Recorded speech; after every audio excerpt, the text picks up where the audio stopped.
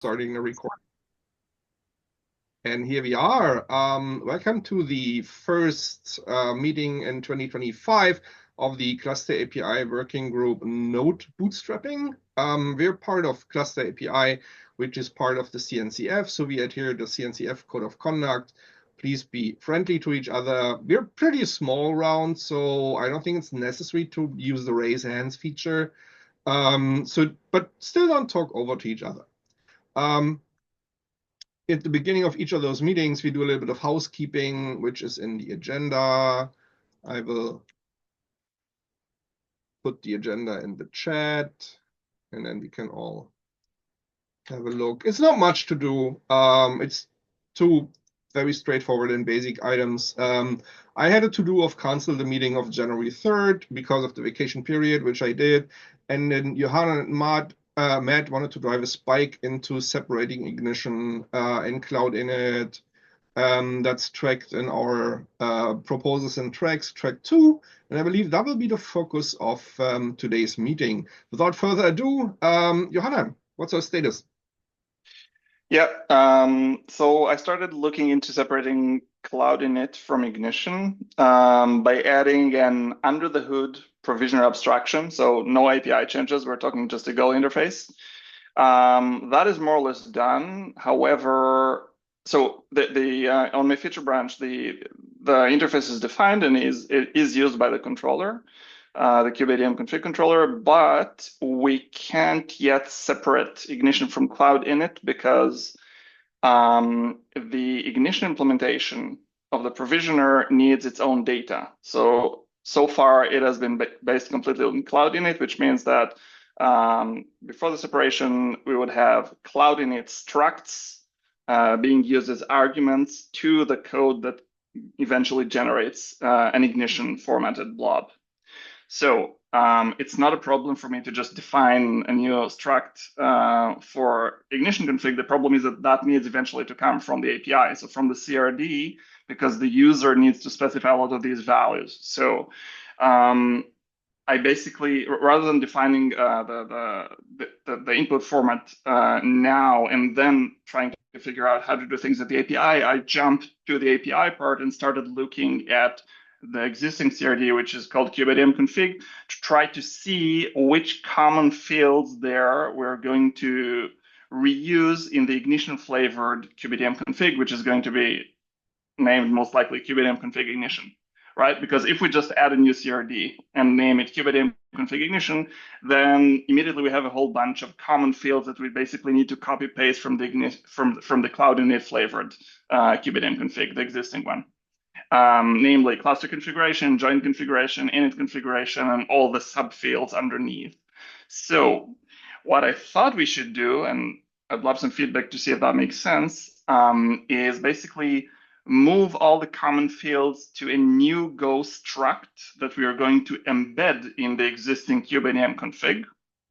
And then I hope that from the user's perspective, there isn't going to be any perceivable change. So as far as I can tell, because of how Go embedding works, and hopefully because of how JSON marshalling and unmarshalling and YAML works, then the user shouldn't notice. But there is a question mark there because maybe things aren't so smooth, but we'll see, I guess. And then if we have these common fields relocated under a reusable type, then hopefully we can embed the same type in the new CRD, and then we'll have a dry state. We won't have to do copy paste, right? Because we have to maintain these over time, etc. This is where I'm more or less at. I'm struggling with API type conversions now because apparently the fact that I moved a field, I took only one field for starters, the cluster configuration field. I basically moved it to the embedded type and then to the new type and then embedded it. So basically, the code compiles, so things don't break in terms of just the package itself because the embedding is sort of transparent, but the tests fail. Specifically, the fuzz tests of the conversions fail. So apparently something is not so smooth regarding type conversions when you switch a normal field to an embedded inline field. By inline, I mean there is an inline directive under the JSON. Maybe I can show the code. I don't know if that's necessary, but it might be easier to see. And then lastly, we need to figure out, let's say that we embed all the fields in a reusable type, and then we can create a new CRD, etc. There are two things to figure out. One is where do we plug in the concrete implementation of the provisioner interface? Because right now, basically, we have, I replaced the specific invocations of Cloud Init provisioning code generation and Ignition code generation. I replaced them with a generic call to an interface, which is good. So the controller is more or less generic now, but we need to somehow, somewhere plug in or tell the controller, hey, we want you to use we want you to always use Ignition or to always use Cloud Init. I'm saying always because we assume that the deployment of a controller is going to have either one or the other, but not both, because we talked about separating repositories, etc., and not have one generic controller that can do everything. And then the other thing we need to figure out is how to separate the controllers, because as far as I can tell, like let's say that all I mentioned so far is done. We can create a new Git repository and try to sort of reuse, like we need to modify the controller reconciler in a way that makes it 90% reusable, and then only swap the part that chooses the provision implementation. But then I'm asking myself, like, do we have to do that? Because as far as I can tell, the same Go binary can have multiple controllers. The same controller can watch multiple CRDs. So I'm trying to figure out, like, at what level do we need to slice things? Oh, and we could have two completely separate controllers, but under the same repository. So like, it's not very obvious to me that we have to separate everything up to the repository level and have a completely separate code base. If that's the way to go, and especially if the maintainers feel that it's easier to do that, to have the Ignition code shoved completely aside so it doesn't interfere with mainline copy, that's fine with me, but I don't want to do unnecessary work, because new repository means another thing that we need to take care of, new CI pipelines, et cetera, et cetera. So I want to do the minimum amount of work in terms of separation that we need in order to get eventually two flavors of the kubeadm config controller. So yeah. Any questions or comments so far?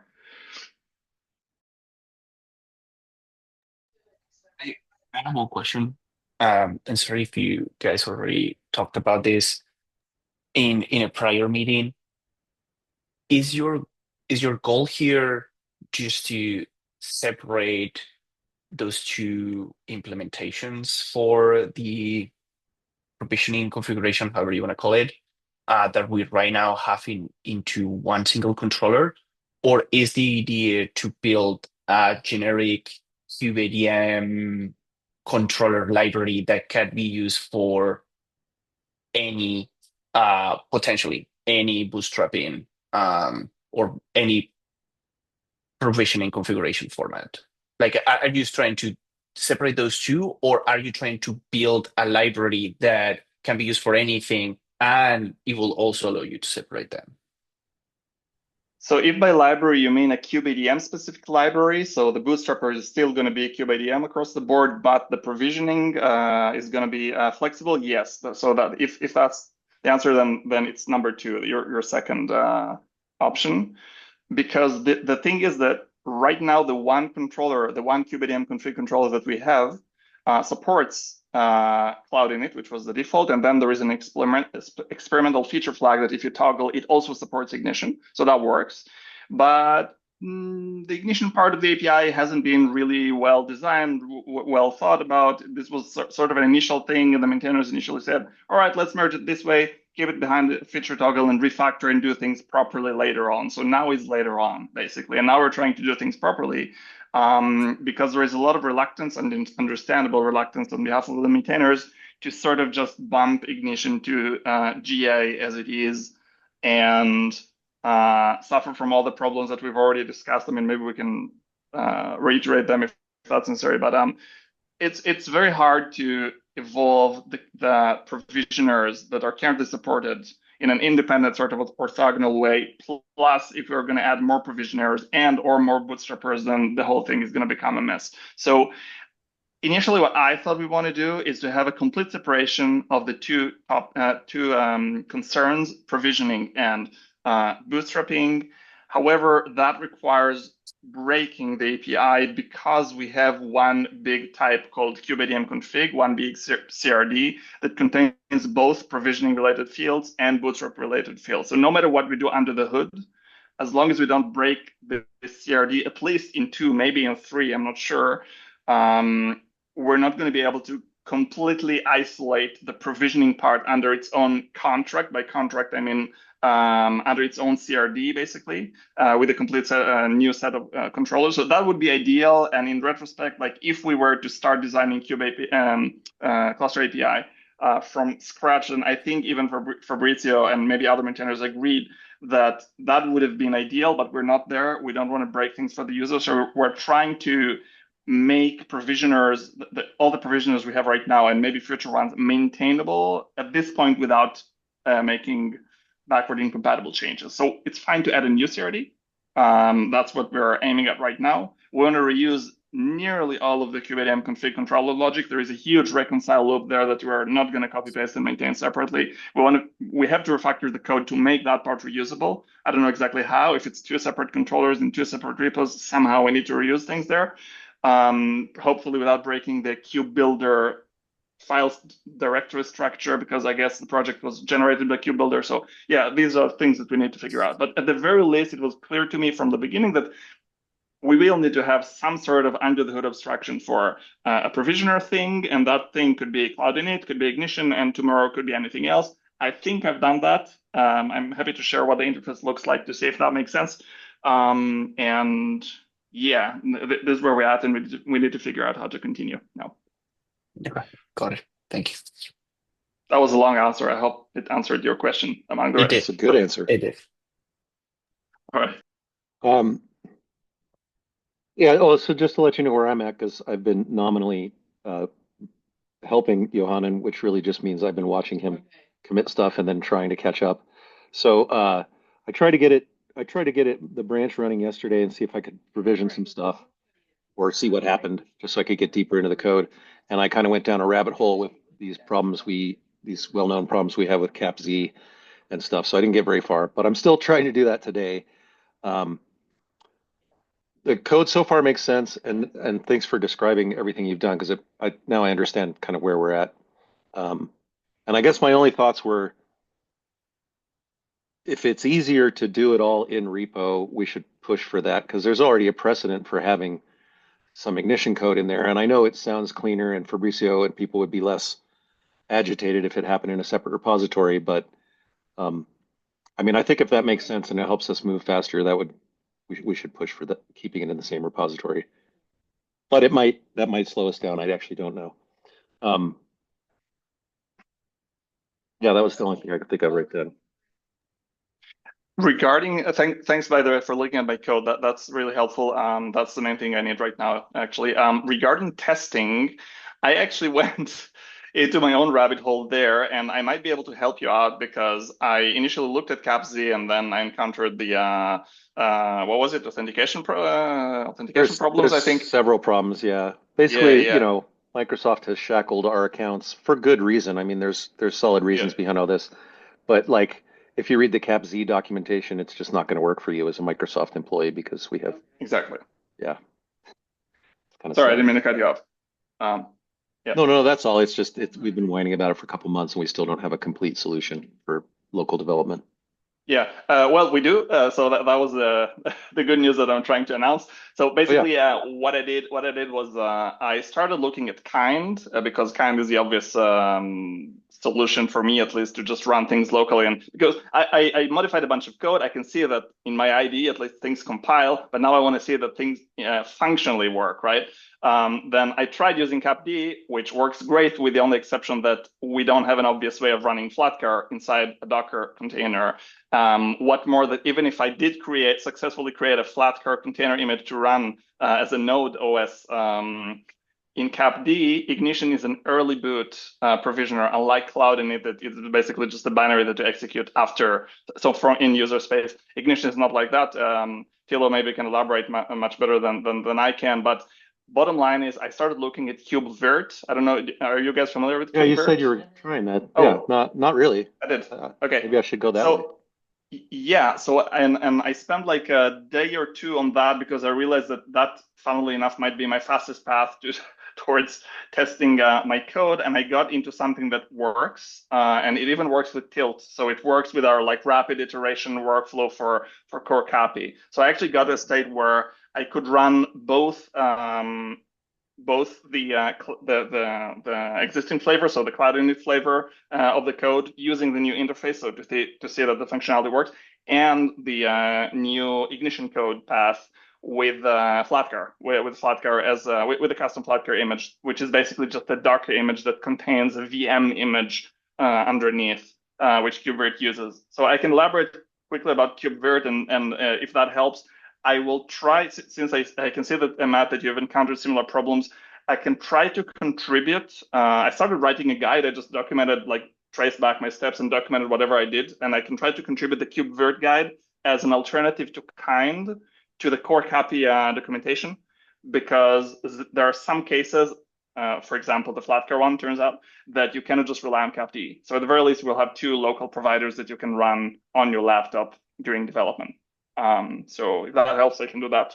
That would be amazing. Yeah, I'm probably just going to start on that path since you said that was working for you. That seems more optimistic because I know the problems I'm going to run into trying to get CepC working. Yeah. So I'd rather go a different way. Yeah, great. So I'll do that. I'm happy that it's going to be useful for more people. The idea, very briefly, behind KubeVirt is you run VMs as Kubernetes resources inside pods. And that allows you to run pods that serves as your workload cluster nodes. And all of that can run inside Kind. So imagine that at the top level, these are many, many layers. It's quite confusing. But imagine that you have one Docker container. If you run Docker PS on your laptop, you would see one Docker container, which is the top level Kind node, right? Kind uses containers to serve as nodes. And then if you exec into that Docker container, you and do CRI/CDL PS, because you don't have Docker there, you have CRI/CDL PS, you will see a bunch of containers that are basically your Kind cluster pods. And inside some of these pods, you get VMs, QEMU VMs. So KubeVirt basically runs hypervisors. So yeah, it runs QEMU KVM, which is a hypervisor in a containerized process. Sounds complicated, but it just works. I mean, there were some tricks that I needed to do in order to get it to work with Flatcar. At the very least, you need to build your own image. But the nice thing that KubeVirt does is, once you understand what it does and all the different layers, all you have to do is build a VM image. KubeVirt is agnostic as to how you do that. I used Image Builder to just build a QEMU Flatcar image. We already have all the infrastructure for that. So you just like build QEMU Flatcar or something like that. And then you take the binary, it's just a big binary file, and you add it to a from scratch Docker file. It's like a one-liner Docker file, push it somewhere or to a local registry, which Kind supports. And then that gets used as your basically way to spawn workload cluster nodes. So yeah, does that make sense? Yeah. Pretty much. I don't want to think about it too hard. Kind of hurts my head. It's pretty cool though. Yeah, it's very cool. It works. You need a lot of RAM though. So like the whole thing takes a good couple of gigs. I didn't count exactly, but like my machine works pretty hard when I spin up one workload cluster this way, in addition to Kind with all the controllers, etc. Okay. I've got 32, so hopefully I'm good. The good news is this reduces the requirements that we have for developing this particular branch of ClusterAPI to like one massive machine that can emulate basically that environment for us. So we can also, because we mentioned that the Microsoft guidances and security guidelines kind of prevent us from using multiple Azure instances. We could just use one fat Azure instance and develop there, right? If the laptop doesn't, if you encounter if you hit the wall with your local machine, then you just spawn up a fat VM and then do it there. Just 100%. Yeah, I'm not sure how to get Tilt to work in that configuration, because Tilt is pretty magical in that it gives you a one command that you run, and then you get sort of a live reload of all the copy components the moment you save a source file. Everything gets recompiled, pushed, deployed, whatever. I don't know if you've used Till before Till. I suspect you haven't, right? So yeah, so that works locally, but maybe you can. I mean, it works over the network, so maybe you can even run Tilt and your local IDE and still have things deployed to your fat Azure instance. I'm not sure, but yeah, even if not, then you can just modify things locally using Vim or whatever and still test your setup. Yeah.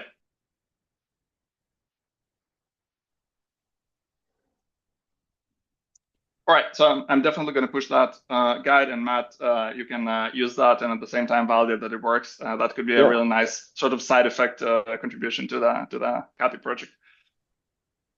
Yeah, that'd be great. And if you have anything, I mean, you mentioned a couple things you still had questions about. If there's anything in particular that would help for me to spin off on and look at separately, let me know. Otherwise, I'm just going to try and get my head around what you've already done and see if I can get to where you are. Yeah, maybe once I push the guide, I can just DM you regarding, or maybe write on the Slack channel what specifically to test. But very basically, what I did was just spin up things using Tilt from my feature branch. By default, if you just spin them up from Tilt using Tilt, then what you'll get is, let me check. I think you'll get Cloud Init by default. Wait, where is the controller? Sorry. Oh, there it is. Oh, I know. It's called alias.go. This is where you plug things in. Yes, Cloud Init. So, and then there is like one line of code. If you want to switch to the ignition part, because I still haven't baked in like the part where you like smartly choose which provisioning implementation to use. So you toggle off, you just comment out the one line where you inject the Cloud Init implementation, swap that with ignition, rerun Tilt. So Tilt just updates, or you have to rerun it. And then test again using you'll need the workload clusters. Yeah, using the Flatcar workload cluster for sure. Because right now you're only going to get one or the other. You cannot have one instance of your code supporting both types of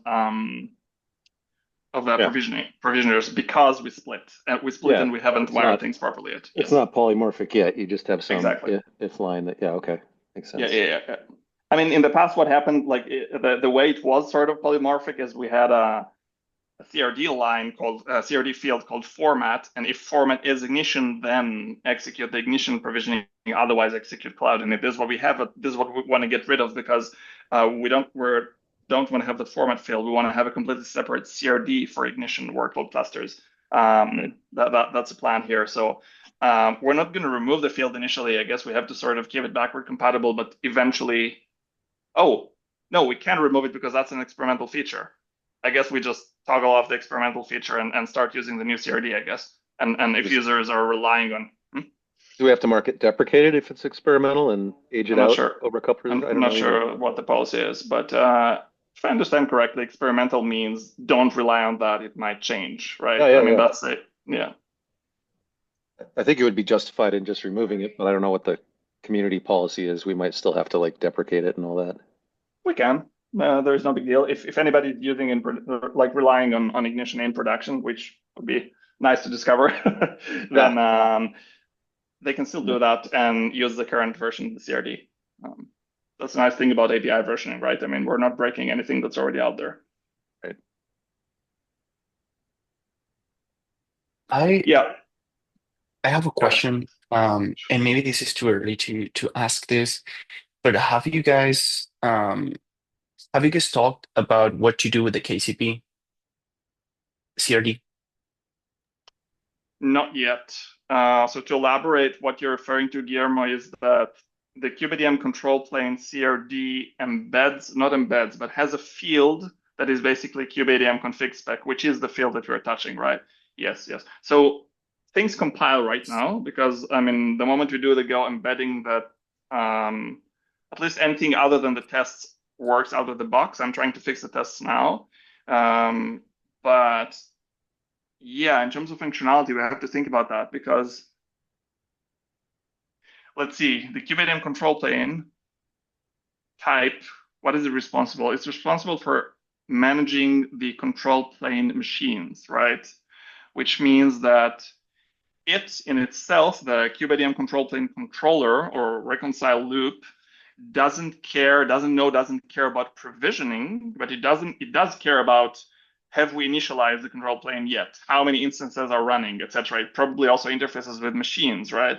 So the machine controller and machine types, I assume, right? Not directly maybe, but at least it does things that then need to be translated to machines. Yeah, it's a good question. We'll have to check. Yeah. So I I wasn't concerned, just to clarify the question, I wasn't concerned about compiling what you're saying about the embed type, and from a Go perspective, that makes sense. It's more about once you're ready to create a new CRD, how do you make the KCP controller create one CRD? I'm assuming that we're probably going to keep the existing CRD, existing QAD and config CRD for Cloud Init. You might have a new one for Ignition. How do you tell the KCP this is the uh, this is the actual object that you need to create that you are going to connect to your machine? Now, in this case, since you already have a way to tell the KCP this is ignition or whatnot, you could just add a condition there. And basically, you have the ignition to fill or whatnot, you create one CRD or the other. So you could have that. Uh, and for a first iteration, maybe that's the way to go because it allows you to implement this whole thing without changing the KCP CRD. But that limits you to those two provisioning systems, right? Like it stops you from this world in which we could have NQADM config implementations of the Bootstrap provider, which for me, that is the end goal. I'm sorry, can you repeat what field or like what check you said we could do in order to in KCP, in the KCP controller, in order to determine which flavor to use? Yeah, I could be confused, but I think there is some toggle or some flag that you can swap. Um, so the Oh, the feature toggle, you mean? Well, is the feature toggle, maybe I'm confused here. Is the feature toggle at the QADM config controller, or is it in the CRD itself? Right? Like, is there something in the Oh, CRD that says gotcha. ignition or cloud init? I think there is a Yes. string type, right? Yes, there is a string type which is guarded by a feature toggle. So that string type is only relevant when you enable the feature toggle. If I remember correctly, that gets like controlled in the admission hook, a webhook or something like that. I need to look again. Hey, Fabrizio. Yeah. So just to clarify that, and I'm not necessarily saying this will be my Yep. preferred option, but it will be an option. You could choose check that string. If it's cloud in it, Yeah. then you use the CRD for KBD and config, or you create that type of CR. And if it's ignition, then you create the new CRD, right? That would be Yeah. one way of doing it. But again, you're tidying your KCP code to the existence of only those two CRDs. Again, for the first implementation, right? Like maybe that's the way to go. But that's where my mind was going. Like how, if we want to, maybe we don't want to, but how do we go to a world in which the KCP can create or can operate with different type of QADM config implementations?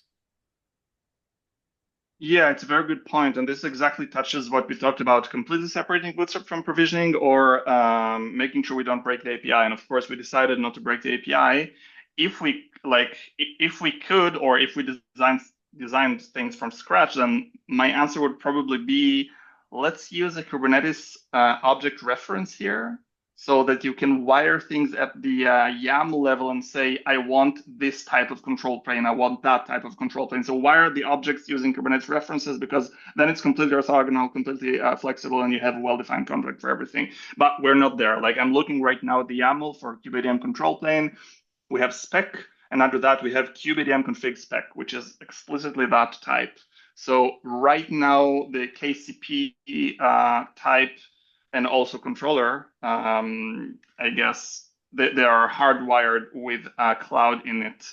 They're hardwired with a Go type that has cloud in its specific fields in it, right? Does that make sense? So it's a good question. Yep, totally. Yeah. Something to think about. I don't have an answer.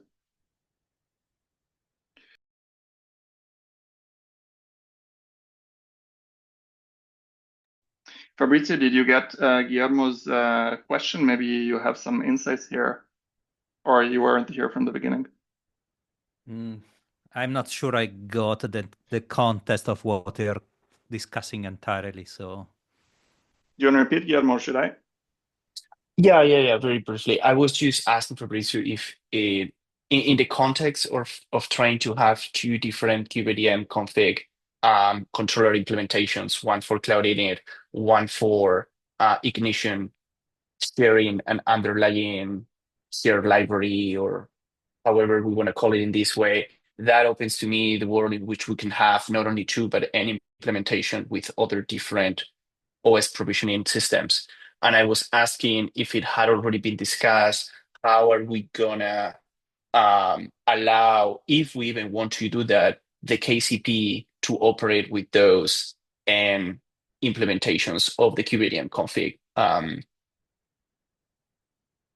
controller? And I think the answer is not yet. We are still working on, if Johan, you correct me here, but I think we're still working on how to separate the code of the KubeADM config controller. What is the interface that we want to expose in that shared library? And then once we have that, then we'll, I guess, keep moving up the chain to see how that cascades into other controllers.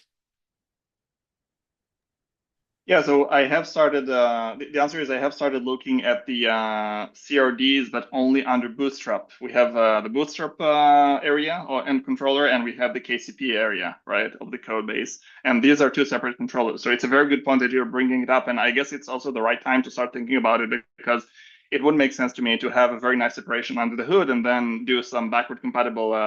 So adding a new CRD to the Bootstrap controller, only to discover that we have a problem that we cannot solve under KCP. So it's definitely something to think about already, I think, because we are starting to look at the API and see how things plug well together. Yeah, it's a good question. Yeah, so to summarize Fabrizio, basically the KubeADM config spec, as you know better than myself probably, is embedded in KCP CRDs, not only in the Bootstrap CRDs. And then the question is, if we add a new CRD for Bootstrap, how are we going to think about that in terms of KubeADM control plane? Because Bootstrap and provisioning are sort of intermingled. Yep.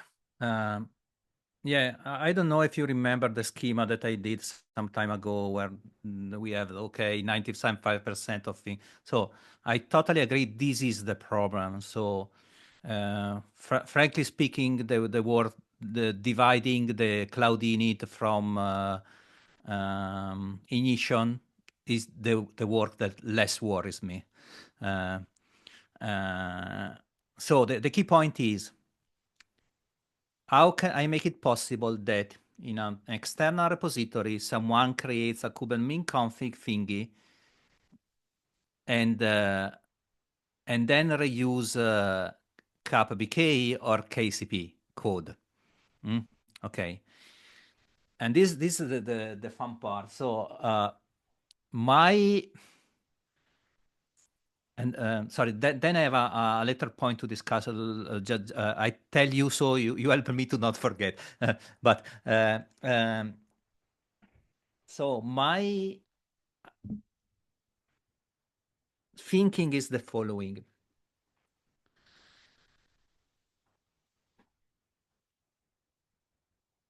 There are ways to solve this.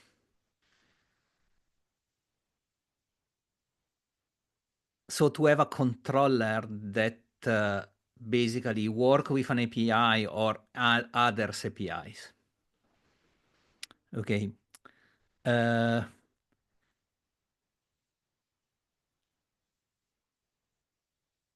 I think that this is doable in complex way or in simple or let me say smart way. Complex ways means a huge refactor, basically. We have to figure it out. I don't know, use generic, go interfaces. And that means go through all the KCP and CapBK code.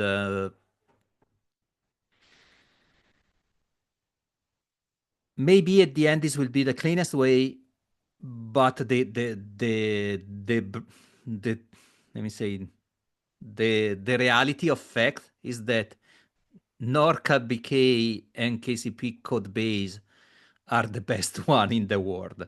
And I'm partially responsible of this, but in big part responsible of this. But yeah, basically they evolved sort of inorganically over time. And we're trying slowly to refactor them, but it will take time. So based on this knowledge of the code base, I think we should first explore the smart way.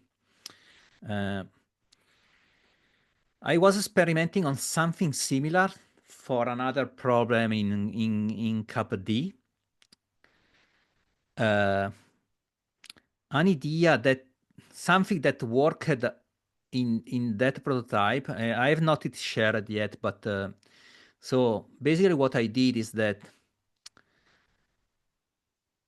I have the so also in that case, imagine I have a controller and this controller needs to work with two APIs. Two CRDs, you mean? Watch two CRDs? Yeah, no, I have a CRD1 and CRD2. They are not equal, but I want to use one controller that can reconcile A or B. I don't want to duplicate the code. Basically, it is a similar problem. And what I did is I have the controller only knows about one CRDs, okay, but I keep the other in the context. So when I start reconcile, basically I give you the object and I give you I tell you reconcile this object and I tell you this is my shadow CRD basically. And in the few places where I need the specific something specific for the other CRD, I have a function that basically is like they do wrap and unwrap from one type to another. Is what I have is slightly different, but the idea is the following. I just implemented it in a slightly different way. Now I have to if I have to this CapD, I don't have really much time to work on it. But I sort of managed to do so without only changing the place of the controller where they need to be really specific about the API. And in our case will be basically when we're going to generate the bootstrap config and when we actually patch. Because in that moment you want the real API, the target API version. So I managed to do this. I know that it's not super clean in terms of code, but it minimizes the changes basically. And so I think we should consider this option. But yeah.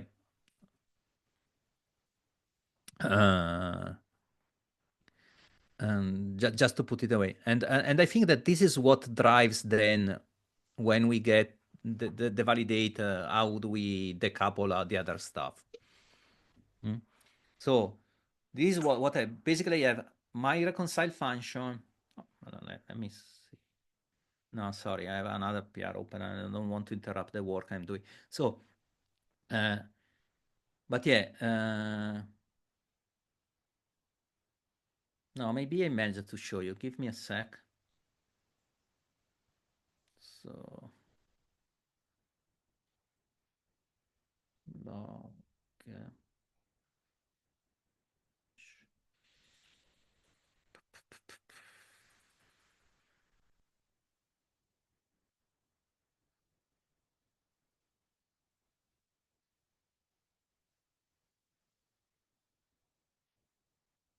Oh, okay, is the branch.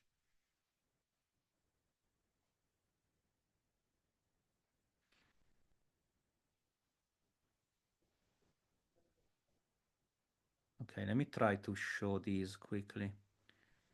I cannot share because I'm not guest. I'm not host. Who is host today? I guess Matt. No, it's Tilo, and oh, he's Tilo back. is. Yeah, maybe you can give co-host or something like that, Tilo. Sorry, come again. You want to share your screen? Yes, can you give me Yeah. co-host? You should, let me see. All participants can share. Oh, Okay. Ah, Share. I shared the wrong window. Sorry. Share. I have this one. Okay, so what I have, and I'm not saying this is how we have to implement it, but just to show you. So basically, I have this reconciler that just implements reconcile normal, the two entry point method of reconcile.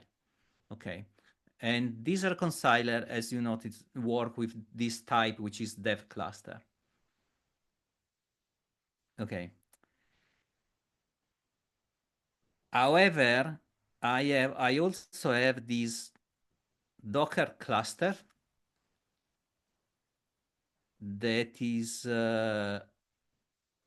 watching basically for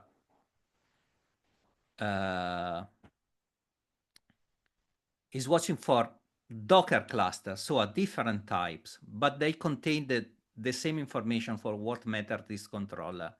And what I do is basically here it is. I create a reconciler, and basically give me a sec. Okay, I create a reconciler where it is. I have this function that convert from the two API. This function knows which one is master and slave. And then I call reconciler with this object. And when it is necessary, basically, I sort go back from the cluster to Docker cluster, and then I patch the Docker cluster.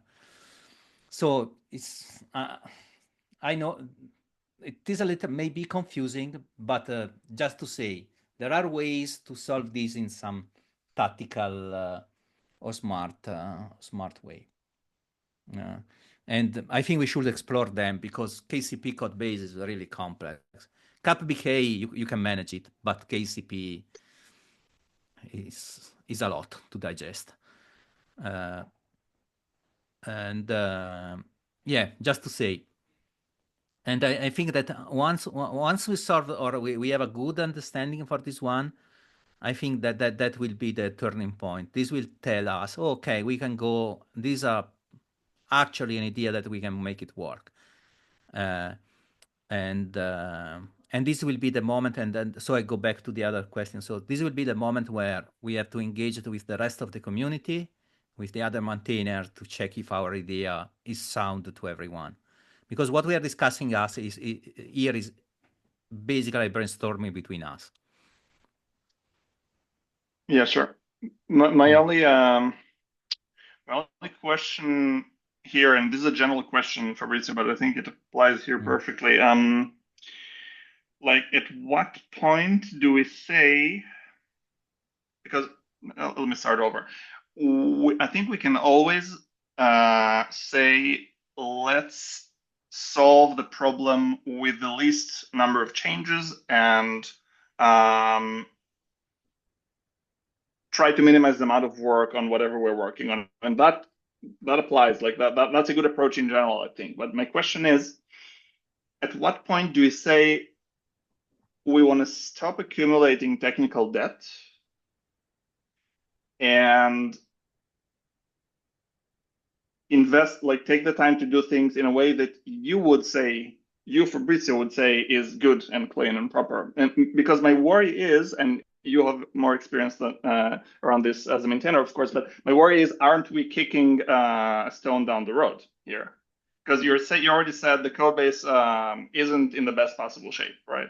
And we already agreed, all right, we don't want to break everything for all CAPI users now with in the next API version that's going to get released, right? And I can sympathize with both. But then the question is, aren't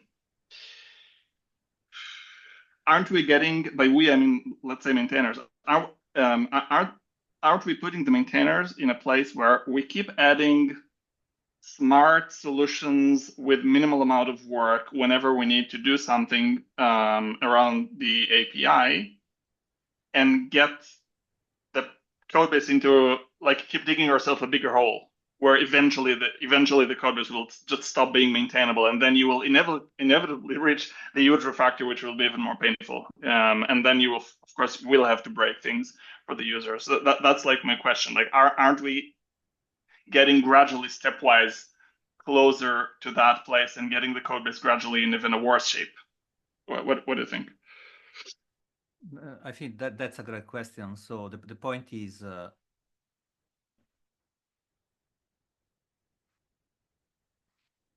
so what we do is, when we do changes, we try to leave the code base not in a worse state that before. This is what we usually do.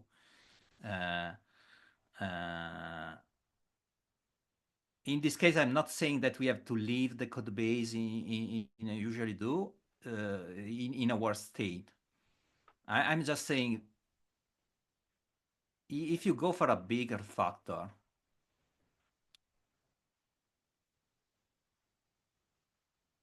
and you have a smart idea, I will only be happy about it. The issue is that, for instance, with KCP,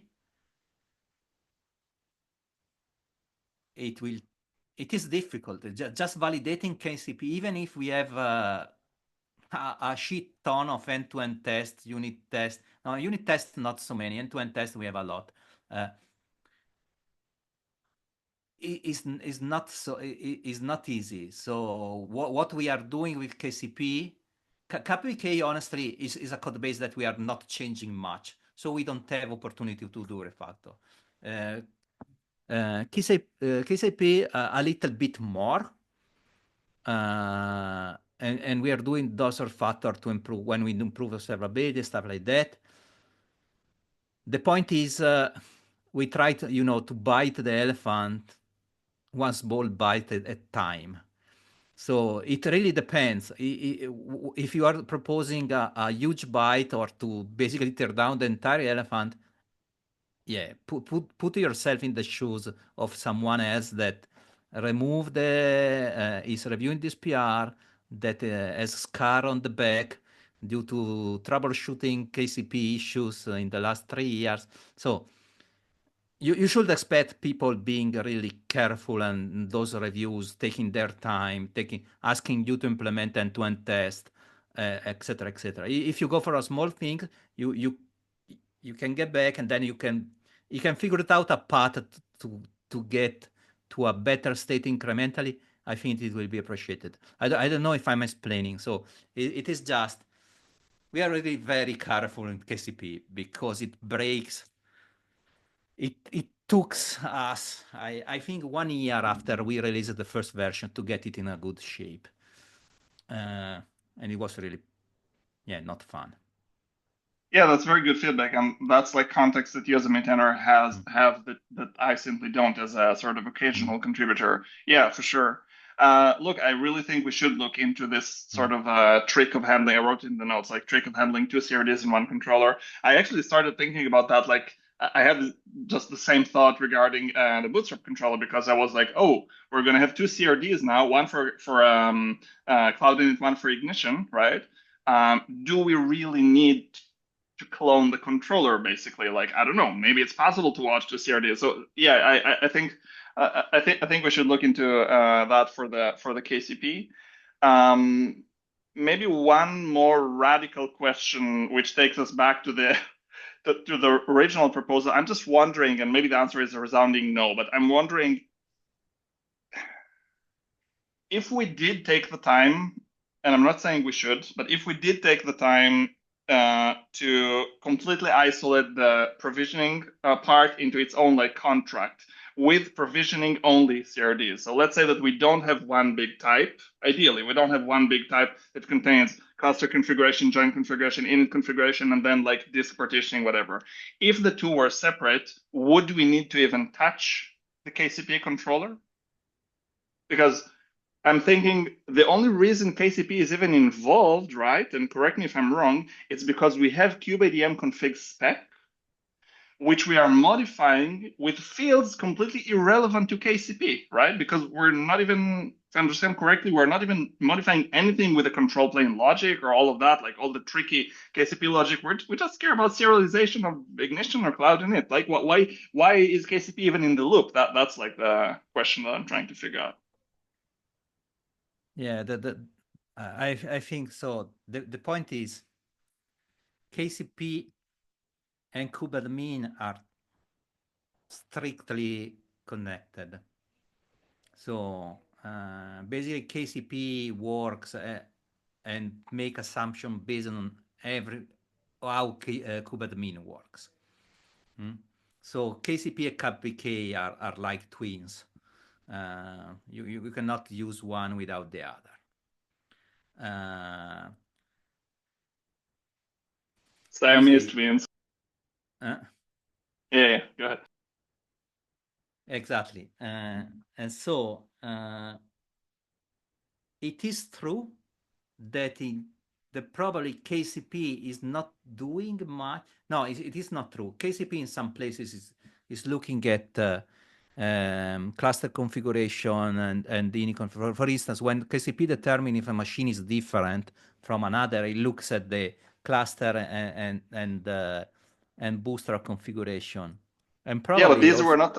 But these fields are fields that we're not touching at all here. We only care about like disk setup and NTP and all of these because these are the cloud init specific ones, right?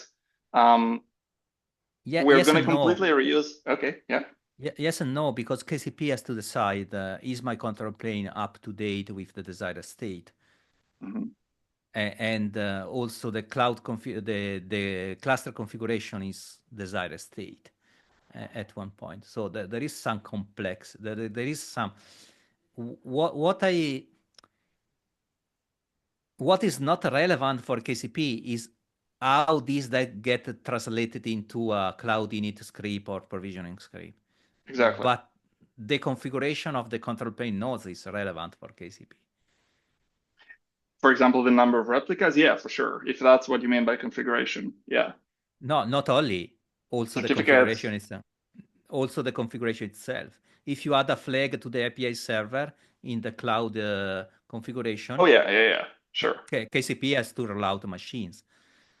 Right. So my thought was like, and again, this might be like utopic thinking, but my thought was like, let's not worry about things that are irrelevant, right? So for example, if the cluster configuration has an API server flag, then ideally the controller that generates, like if that flag needs to be injected via ignition or cloud init to the API server eventually, then like I don't want a controller to worry about things that it shouldn't care about.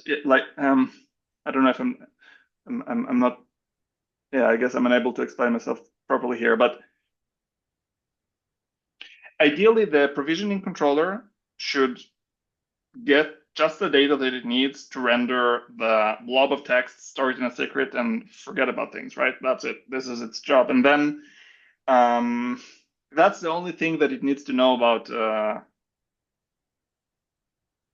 Yeah, but the job of of the cluster KCP configuration. Yeah. But the job of KCP is different. KCP exactly. is managing a set of machines. Yes. Exactly. And not only a set of machines, is managing a set of machine, the TCD cluster that they host, and the control plane components that they host, and a bunch of config map that kubeadmin needs. And, right, but KCP doesn't care about the format of rendering the provisioning data. That's exactly the separation that I'm trying to see if it's feasible to get to. But maybe we can do it without breaking the API. Yeah, it doesn't care about the provisioning format, but it doesn't care. It care about what you provision, because what you provision is part of the machine spec. Let's make an example. Files. Okay, if you want to add a file on your machine, KCP should recognize that there is a new file because it has to roll out a new machine. I'm not sure I agree here, but it might we might be digressing here. Like I would argue that in this case, KCP only needs to know that the machine got updated. It might be the job of the provisioning controller, if you had any, to see, oh, what specifically got updated? A file. Let me add that file to the config, right? Because all it needs to do is we have an outdated machine. It doesn't need to know the path of the file on which mod it needs or whatever, right? Mode.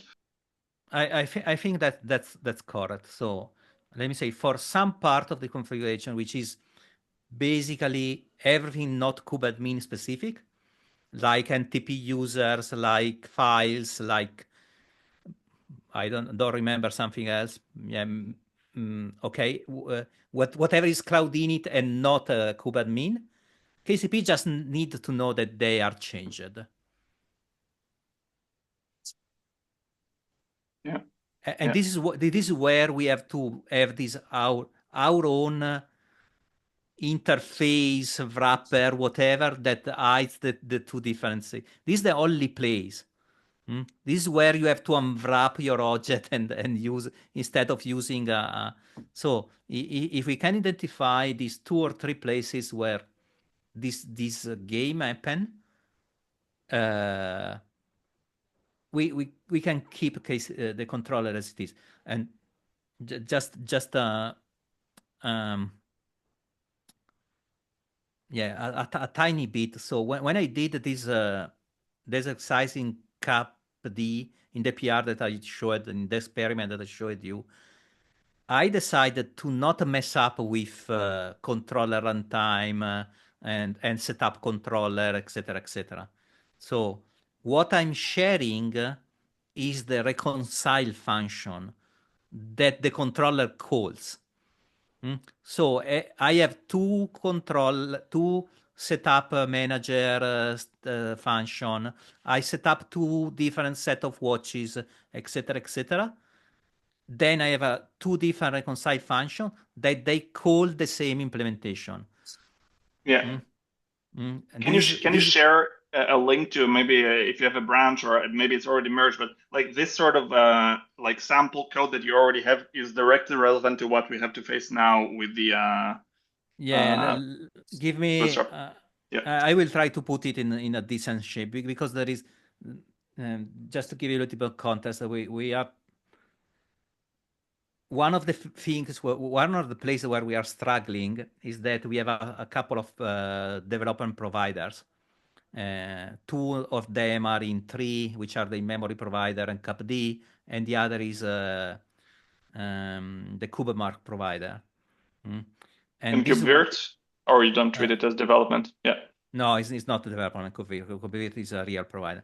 And we are trying basically to get them together, but I have this is an idea that I have in order to reduce the toil for maintainers, but I don't have yet discussed or proposed to the community. So yeah, I will try to get this with PR, maybe pushing in some of my branch, but I need to start advertising and sharing this idea before. Yeah, sure.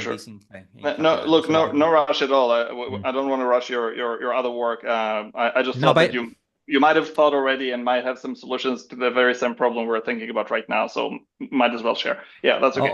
When you honestly, don't have something, please share. It was in pipeline for before Christmas, but then other stuff piled up, and this development and reducing toil, it is always the last in the list, unfortunately.